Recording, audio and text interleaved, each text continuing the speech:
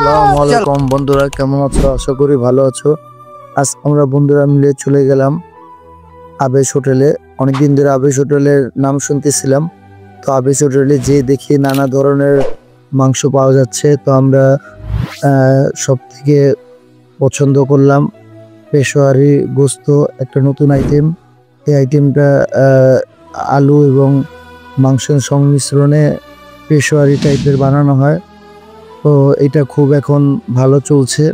তো আমরাও নিলাম, নিয়ে এটার সাথে আমরা রুটি নিয়ে টেস্ট করে দেখলাম। আসলে এটা খুবই মজার, না খেলে আসলে বোঝা যায় না।